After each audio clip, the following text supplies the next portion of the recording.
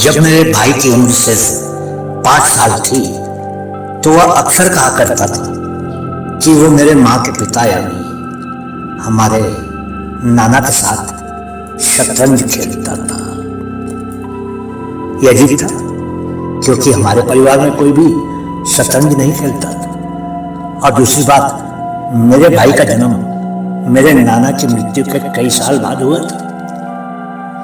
एक दिन मेरी माँ ने देखा कि मेरे 5 साल के भाई और हमारे नाना के चेहरे बहुत मिलते थे।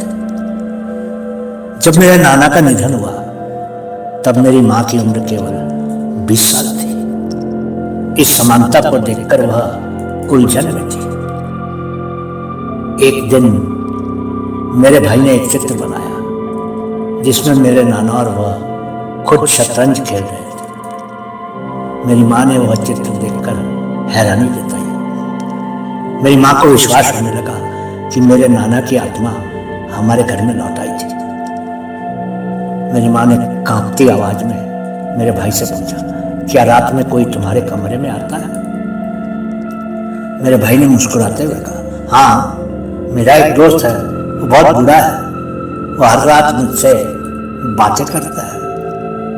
माँ हैरान थी क्योंकि अब वो यकीन कर चुकी थी कि घर में कुछ अद्भुत हो रहा था। एक दिन मेरे भाई ने तहखाने में जाकर एक बहुत पुराना लकड़ी का बॉक्स खोला।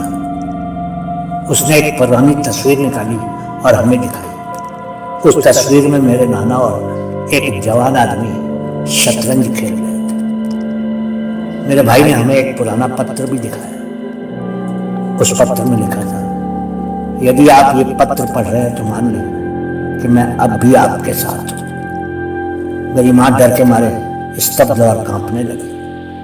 वह पूरी तरह से यकीन कर चुकी थी कि हमारे नाना की आत्मा हमारे घर में थी। उसी रात, आधी रात को घर बहुत ठंडा हो गया और दीवारों पर लगी तस्वीरें चमकने लगी।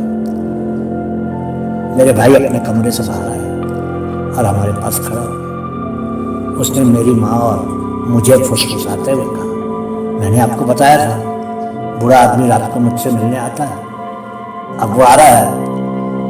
अगली सुबह जब मेरी माँ मेरे भाई के कमरे में स्कूल के लिए उसे जगाने गई तो उसने तकिए के पास एक फूल और एक पत्र पाया। पत्र में लिखा था, मैं अपने पोते को बताऊंगा कि मुझे कैसे मारा गया था। मेरी मृत्यु प्राकृतिक नहीं थी, मुझे मारा गया था।